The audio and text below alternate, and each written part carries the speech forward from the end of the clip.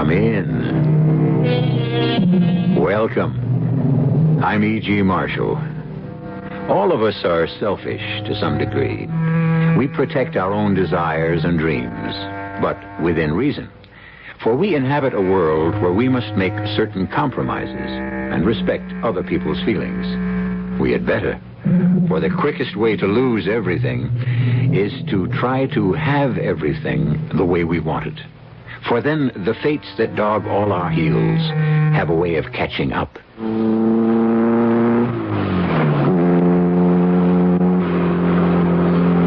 no going back.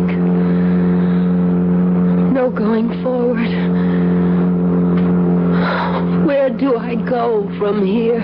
You've lost me, Laura, and you can't have him. Only one thing to do. You're right over the canyon. But the car. Not the car. Nothing matters anymore now. You gambled and lost.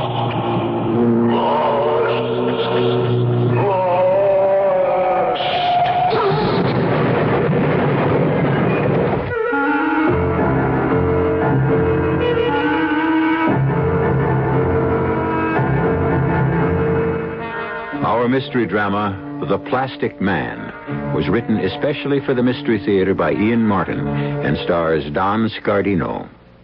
It is sponsored in part by Buick Motor Division. I'll be back shortly with Act One.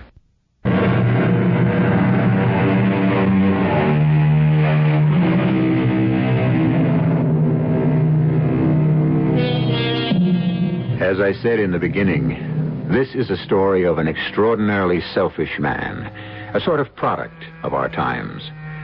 George Hartford, who could well be named the Plastic Man. Note his action and reaction to the oldest and most productive relationship in the history of man.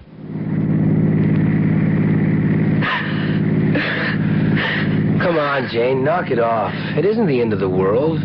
Not yours, George. You've made that quite clear. I wanted to lay it on the table. No messing around. A clean break. The least sweat. The least sweat? Well, it's one description for the end of a love affair, I suppose. Now, don't get me wrong, babe. I really don't anymore. You shook me up, but you woke me up. Now you're with it, kid. Look, if we don't swing anymore, there's no... Oh, I love your succinct statement in mod lingo. We don't swing anymore. May I remind you that we were going to be married? I wasn't swinging with you. I thought I was building something for the future. Okay, Jane, so it just didn't work out like that. Someone else? No. You're cutting out because this was getting just a little too serious for you. It might be the end of fun and games. You were on the point of being asked to contribute something in return. Jane, does it have to be all this much of a drag? Oh, perish the thought. I wouldn't want to ruffle your peacock feathers for the moment. But just one comment. You are heading for a rude awakening. Someday, one of your women won't be as accommodating as I am. Stop the car. What are you talking about? You're only halfway home. I just discovered I'm not even that far. All I want is to get off.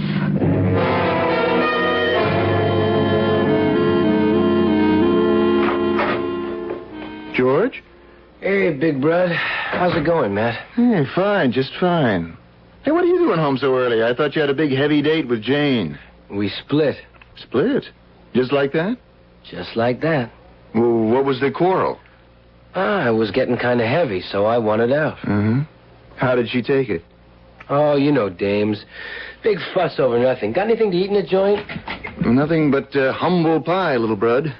Huh? A cupboard is bare, and you wouldn't eat any of it even if it was there. So I'll settle for a beer. Then maybe I'll do a little prowling. Pick up a pizza and, who knows, maybe even something more nourishing, huh? You know, you ought to do something about that sex drive.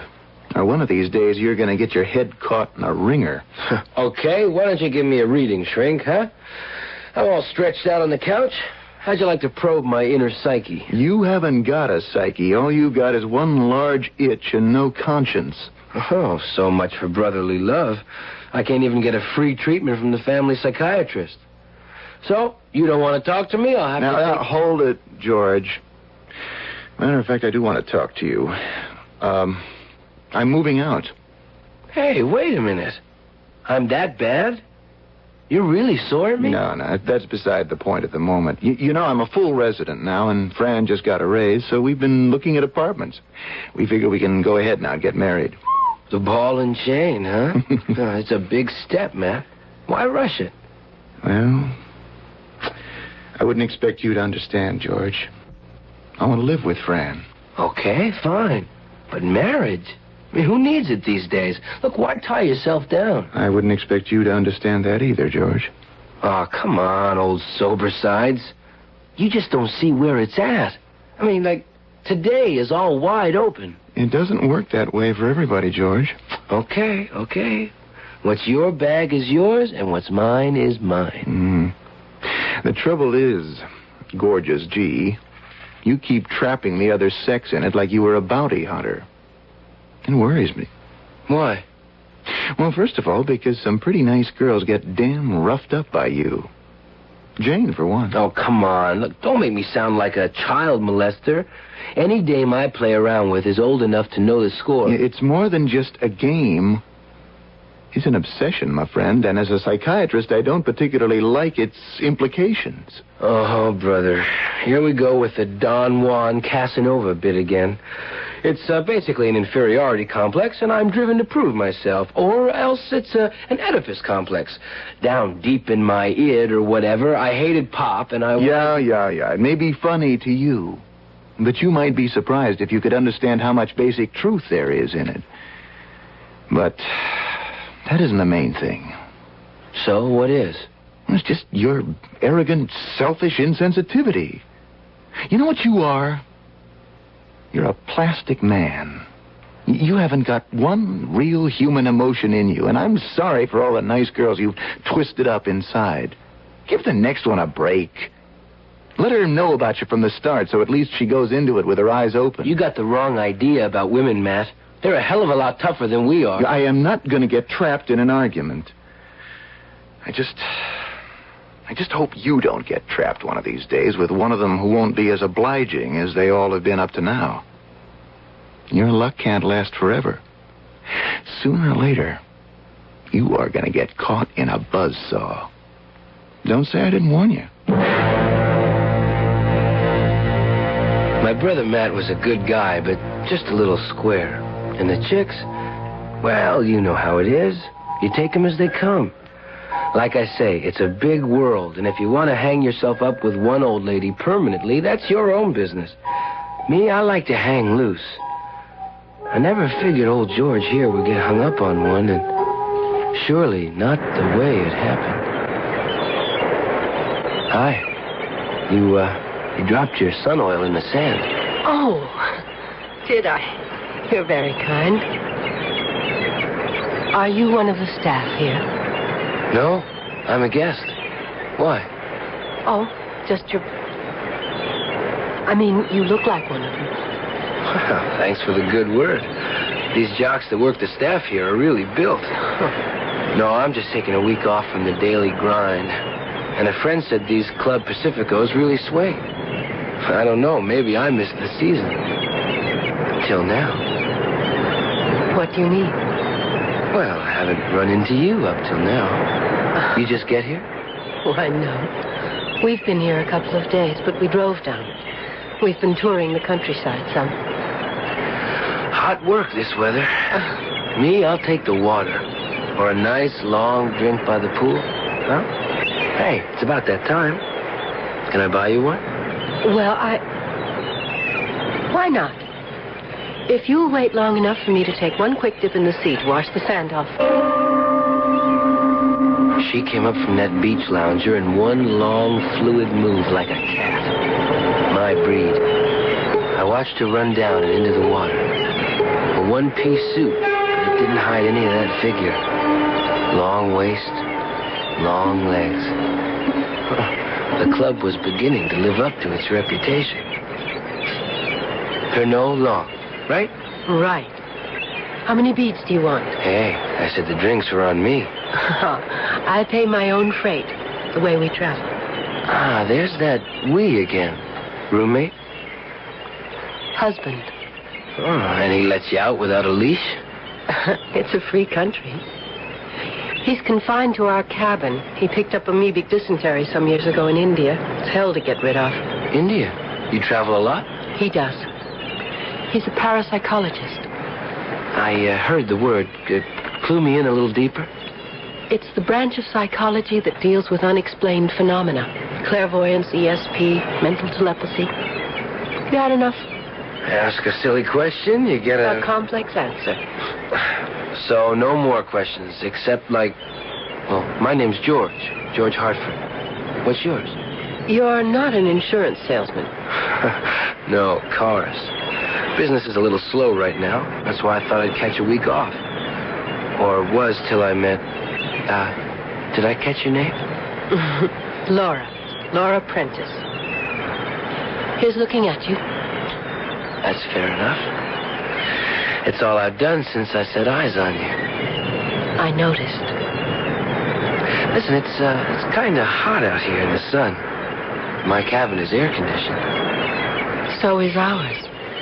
Well, I just meant, why disturb your husband?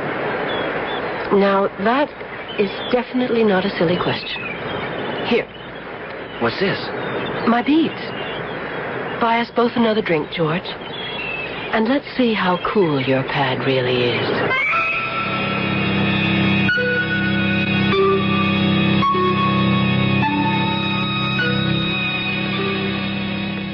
Why... Oh, why did I do this? Come on, Laura. It's no crime. I know it isn't to you. Some of us are fashioned a little differently. Hey, that's only an illusion, baby. It's natural, and whatever is natural is right. You wouldn't understand. It isn't morals I'm concerned with. Well, then what? Oh, I could never make you understand in a million years, George. So, that's the kiss-off, huh? It ought to be. But it's too good for me to have the strength of will to let it go that easily. Now you're talking. No, not here. Tomorrow, away from the club. I have my car. We'll drive somewhere for the day. I'll say I'm going shopping in Puerto Vallarta or Guadalajara. You're the lucky sinner. You don't need any excuse. I'll meet you at the parking lot after breakfast. Oh, how do I find you? It isn't hard. It's the only green Mercedes. And the license plate is 6999. I wanted 7,000 for luck, but I never could swing it. Till tomorrow, if you want to risk it.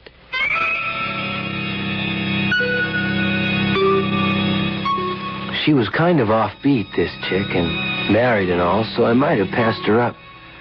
If it hadn't been for the car. I flipped when I saw it. A Mercedes 56, gull-wing coupe in British racing green, like she said. A dream classic. 0 to 60 in 9 seconds flat. Quick ratio steering, independent suspension, and handles like it's part of the road. Plus the price tag. 12 to 15 thou in mint condition. And this baby was. While I was drooling over it, my other babe, also mint condition, arrived. This yours? A gift from my husband. You know what you've got here? I ought to. It's what I asked for. I never saw a 56 in green before. It took a little digging to find it.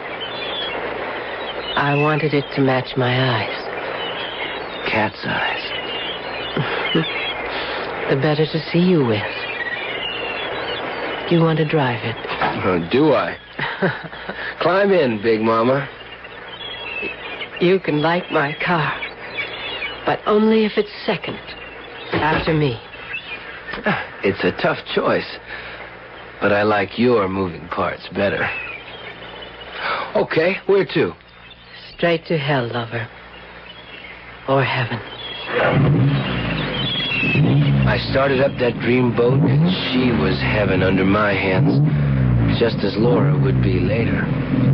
What I didn't know was that her husband was watching us, and the living hell that was in store for me.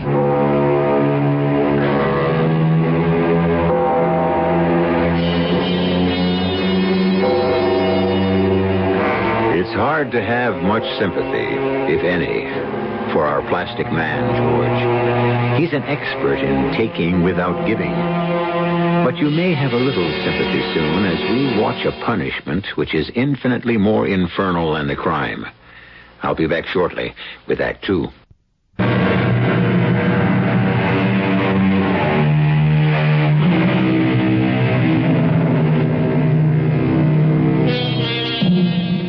To watch George Hartford drive that Mercedes that hugged the road, floating as though on rails and cornering to perfection, to watch his face and the fanaticism of the faddists suffusing it, was to know our plastic man had an Achilles heel. One spot where he was vulnerable, his passion for classic cars. And in Laura, he had found an unlikely companion. It looks as if I lost you just when I found you. Oh, I'm sorry, babe, but a car like this, man, this is far out. I know. Why do you think I wanted it? Took 4 years of begging and other things to get it. Greatest feeling in the world, right? It was. Or at least a substitute Till there was us, huh? If I'm really included in. Come again? Forget it. It's our karma. Too late to offer you a way out. Wait a minute. You lost me somewhere. I should probably never have found you. George, there could be danger. You want to turn back? I don't make all this. You mean your husband? Yes. Well, what is he? King Kong or the Godfather? Oh, no. Horace is quite small and very mild and very rich. I'm quite willing to admit the last is what attracted me to him. I didn't know then about the other. The other what? How deep his interest in psychical research was. Or how powerful some of the forces involved are. Hey, you know something, babe? You're talking kind of weird. 6 years with Horace would make any woman a little offbeat. I've been walking in a bad dream. You woke me up, love. Oh, look. There's a motel, George, or whatever you call them in old Mexico. It's too much talking that gets everybody into trouble. Now you're talking, Laura. But making sense.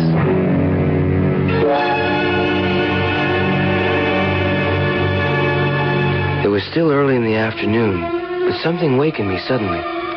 For a moment, I didn't know where I was. Then, as my eyes focused on the bright yellow ceilings of the Casa Romantica, I realized that the whimpers were coming from the girl by my side. Hey, Laura? Laura, hey, baby. What? Oh. Hey. Oh, George. Don't say anything. Just hold me. Hold me a moment. Okay. Hey, stay loose. We didn't blow up the Capitol or anything. We're not on the wanted list. He knows. Who? Horace. Knows what? About us. Hon, if you got a guilty conscience... No, this isn't conscience. It's beyond it. Let me go, George. Let me go. Where are you going? I just have to get up to the window and get some air. Here. Why don't you wrap something around you? Will that make me decent? All right. George? What? You're a very selfish man. I know this is just a casual affair for you that you drifted into. I suppose I shouldn't worry about you. But you asked for it. Let me say it once. I'm sorry. But it's way too late for either of us to back out. Now, Let's get dressed and back to the club. I'll say one thing for you, Laura. You do come up with the surprises. But I must say, this is one bummer of a so long, Dad. Oh, you and I haven't finished, George. We've only begun. That's part of the karma, too. I didn't like this whole gig. I was into something I couldn't grab. Kind of a nowhere for me because I'm the one who usually decides where it's at. Driving to the bus stop, too, I had this crazy notion that maybe it was the Mercedes 56 I'd miss more than her.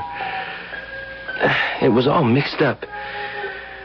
And coming home to my cabin late in the evening, just at dark, I got shook up some more.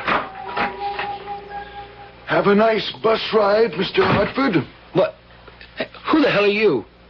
What are you doing in my cabin? I'm sorry. I thought for me, in a sense, it was kind of a home away from home. How'd you get in here? I locked the door. How could you lock it against Laura's husband? Laura? Yeah. I met her on the beach. Hi, Mr. Prentice. Interesting to meet you, Mr. Hartford. I guess Laura, Mrs. Prentice mentioned my name. Mm-hmm. Can I get you a drink? No, thanks. Can I get you a cover-up for your embarrassment? What? I think we can dispense with unnecessary questions. I want you to leave my wife alone. Now, just a minute. I know what's happened between you and Laura, who happens to be my wife. You didn't know what you were getting into. I considered having you roughed up, but I'll let that go. Excuse me, I must leave now. I'll say goodbye.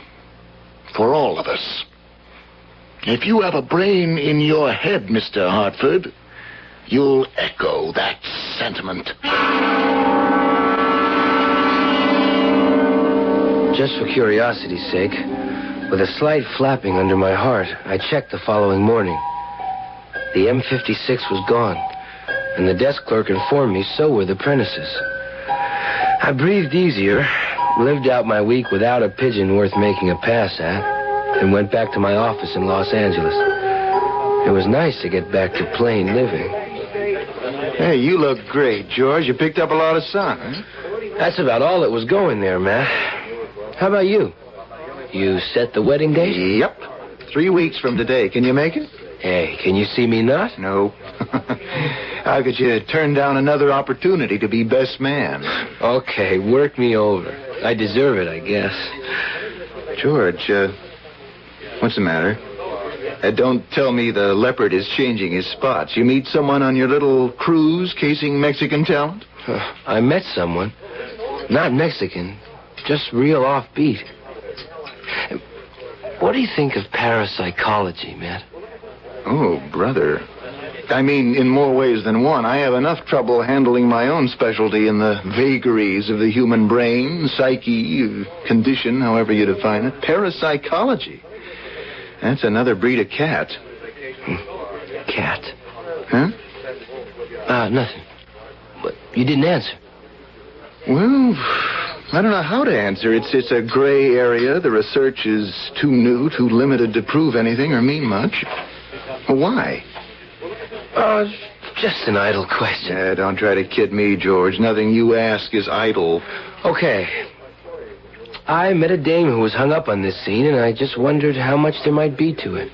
Well, you want my opinion? It's not too much. Now, that's in general. But specifically for you, if you're asking my advice, give her a wide berth. Your life is mixed up enough as it is without voluntarily trying to complicate it any further. Okay? Right on. Because no matter how much I object to your personal life, you're my brother. It means a hell of a lot to me to know you'll be standing next to me when I get married. I'd have to be dead or nowhere before I missed that. The day after I had lunch with my brother Matt, she rolled into my dealer's lot. I should say they. The Mercedes 56. English green with that unforgettable license plate. And the equally unforgettable Laura behind the wheel. I had no escape. Our office building is all glass. As the lesser of two evils, I went out to meet her myself. Yes, madam? What can I do for you? Oh, of all people. How could you ask? Are you crazy blowing in here? Doesn't your husband Horace know... is on the other side of the world, in India. He's gone on retreat for a month. Whatever that means. It means he's in transcendental meditation. You'd call it out of this world. It also means I am free. Look, Laura, I like to swing as much as the next man, but... Baby, I think we ought to drop it. That little guy scared me. And you... Yes, and me. You really got through. You got to me. I can't comb you out. So climb in. This time I'll be driving, and I'll show you I can handle this baby just as well as you can. I can't just walk out on my business like that. I'll tell you what. I'll meet you in half an hour at, say, Wilshire and Beverly, northwest corner. That's a date. Don't you miss it. It was a date, all right. A date with destiny. Though, how could I have known it then?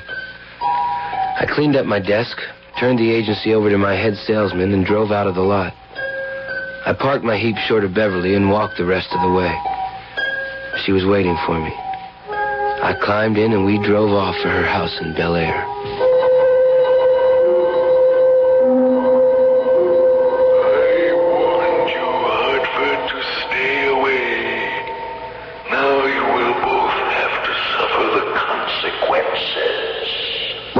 You heard him, too. What are you talking about? Horace, my husband.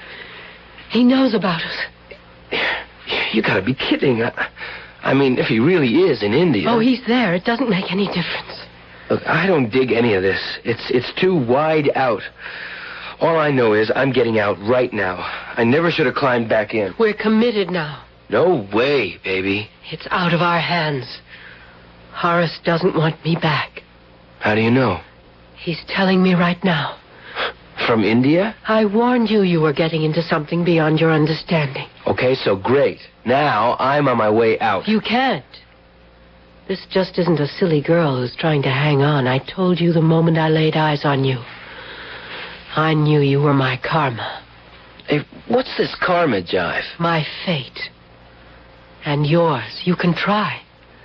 But you'll never escape me. Don't kid yourself. I know when I've had enough. I'm blowing this scene, and this is goodbye. I lit out of there like my tail was on fire.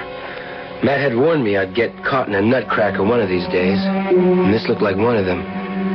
And man, it was weird. When I read about the crash the next day, I felt like a real heel. But I heaved a sigh of relief just the same.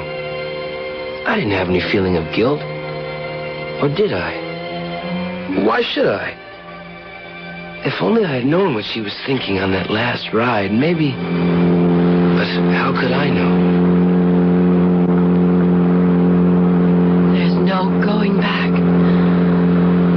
There's no going forward. Where do I go from here? You've lost me, Laura, and you can't have him. Only one thing to do. You're right over the canyon. But the car... Not the car. Nothing matters anymore now. You've gambled and lost. Lost.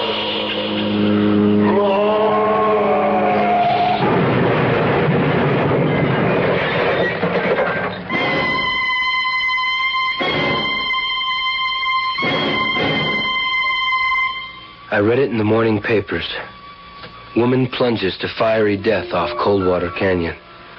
Both car and driver completely destroyed by fire. Police determined by one remaining license plate that the victim must have been Mrs. Laura Prentice.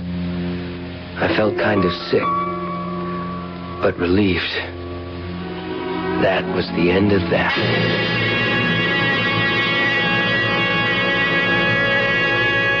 Only, as we shall discover, that was not the end of either car or driver. The world is full of George Hartfords who get away with murder in a general sense, but odds have a way of evening up, and this time George isn't going to get away with anything. I'll return shortly with Act 3.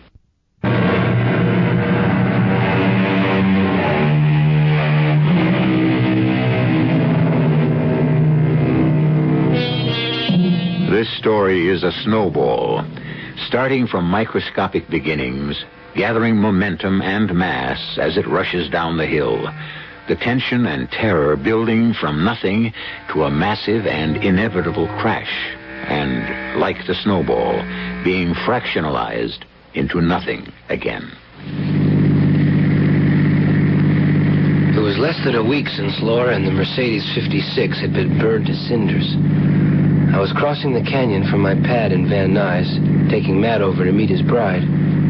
What's the matter with you lately, George? Don't worry about me. Let's concentrate on the big date, huh? How many days to the wedding, Matt? A little over a week. Can't wait. That makes me kind of sad, little brother. I wish you could meet a girl you could settle down with. I'm off dames for the moment. This girl Hey! What kind of crazy... It's the Mercedes, and Laura at the wheel. Look out! What is the matter with you? You out of your mind? I had to go off the road. Matt, that crazy broad would have rammed into us head on. What are you talking about? The green Mercedes that came around the bend. Didn't you see it? Or her? Round what bend? Coming the other way, headed towards us. George, we haven't passed any cars coming or going in the last few minutes. We just about rammed one going the opposite way less than a minute ago. A green Mercedes? Yeah, a 56, a classic. Didn't you see it? No, I didn't, because it wasn't there. I tell you, plain as day. It was broad daylight. I saw it. And her. I tell you. A green Mercedes with a girl named Laura at the wheel. Yes. Yeah, the same girl. And the same car you say you read about in the paper a few days ago, who went up in flames.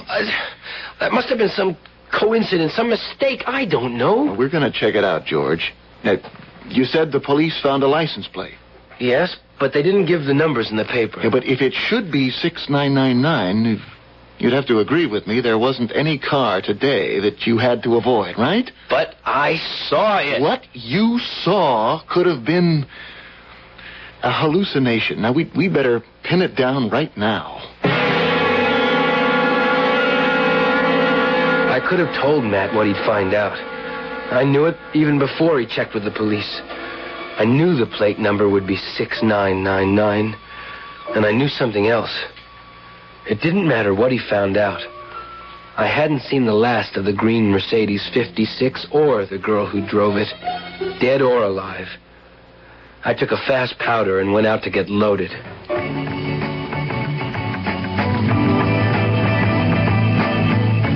The name's Ginny. Ginny Blake. George here. George Hartford. So, now we're bosom buddies. Buy me a drink? Sure. What's your poison? You'll laugh. I could use one. A horse's neck. Plain soda, anything soft. Funny, huh? No, except why would you... Well, what are you wasting your time on a guy like me for? I don't know. I come here sometimes, and either I'm too shy to say hello to anyone, or I don't like the guys who try to turn me on. I'm lonely. That's why I come. You really want that drink? No. I'm up to here already. So am I. How'd you like to drive me home, Ginny? And then I'll give you car fare back to your pair. Oh, when do I leave for my place? Right after you drop me at my door. I'm not looking to make out tonight. That's a new line. Could be the beginning of a beautiful friendship. Come on, I'll take a chance.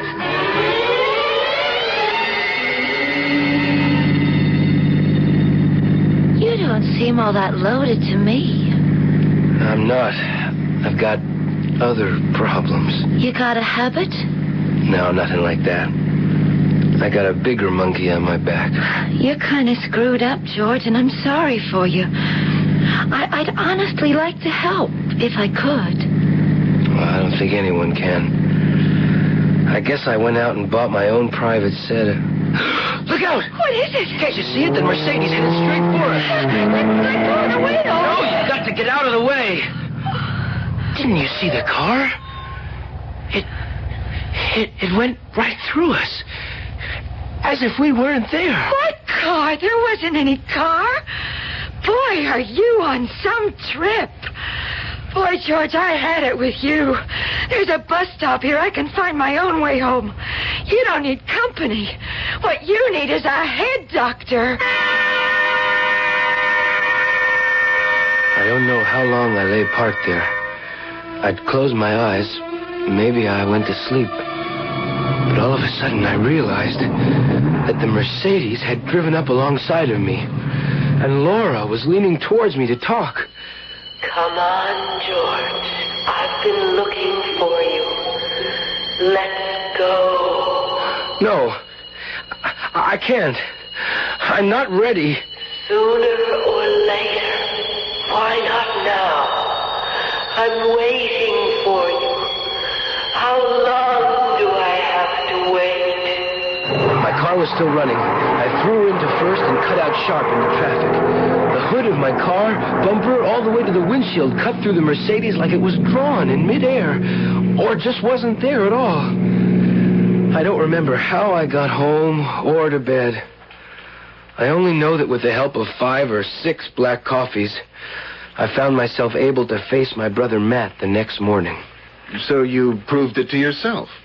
The car, the woman, was a hallucination. No, she was there. I heard her speak twice now. George, I checked out the license plate with a friend at police headquarters. There's no doubt that she crashed in that car. Then why do I keep seeing her and hearing her? Well, it's a fixation, guilt reflex. So get rid of it for me. Well, that's your job, isn't it? No, sir, that's your job, if you can. I can't. Well, possibly, certainly not alone. You gotta have help, George.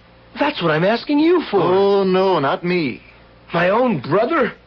Am I that much of a heel to you? That is not the point. I just started my residency in psychiatry. You're way beyond me, George. Well, then give me a man to go to. Some doctor who can handle me. She was always there, trailing me in the M56, not 15 feet behind me. But that wasn't the worst part. Through the car, I could see the line of traffic stretching behind her, with sometimes a car coming up behind and cutting right through the spectral green vehicle that wasn't there for anyone but me. I made up my mind to have it out and headed for the house in Bel Air.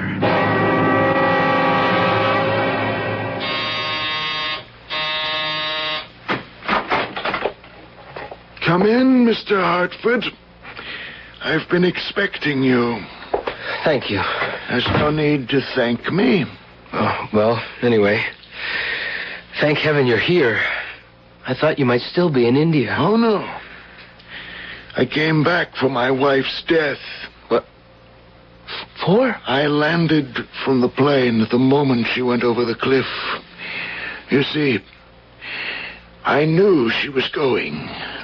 But how could you? I sent her to her death. You know, she's following me. I can't get rid of her. Or the car. I know. And you came to ask me for help. Yes. Please, help me. You must help yourself, George. You didn't hesitate to in the beginning when it was something that didn't belong to you. Why hold back now? What do you mean? You'll never be rid of her as long as you live. Why don't you join her, George? You see? There she is. She's waiting for you. Join her! I was outside the house. The door shut in my face, and parked in the driveway facing me was the green Mercedes. I went a little berserk, hurling myself into my own car, ramming her into first and driving in a scattering of gravel and dust straight through that infernal vision. I smashed into Sunset, turning left in a screech of tires, heading for Coldwater Canyon and back to the valley. But all the time, my nemesis followed me, riding up my back, tailgating me. Then, at the top of the hill, suddenly riding on air, right out over the valley, the Mercedes drew abreast of me. Why don't you join me, lover? I'm waiting. Join her. It's the only way. All right! Damn it! Have it your way! Here I come!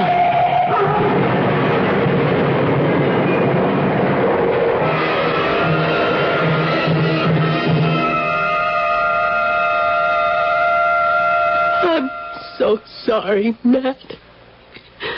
Your poor brother.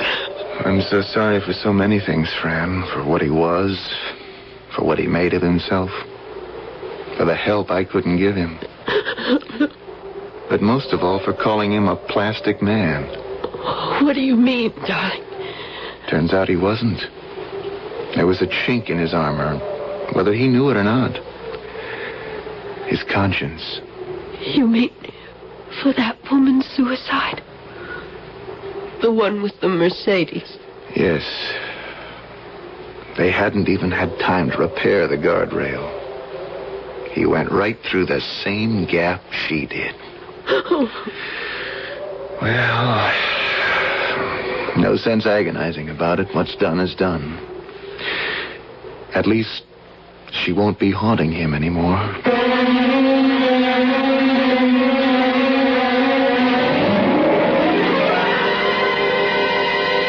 I wonder.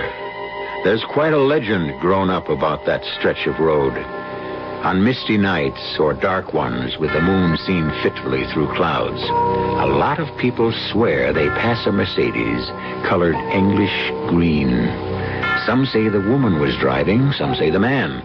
But then, that would be easy to confuse, since by now the paint is peeling, the clothing is half rotted away, and the figures themselves are little more than skin and bone. The hands that grasp the wheel, those of a skeleton. I'll be back shortly.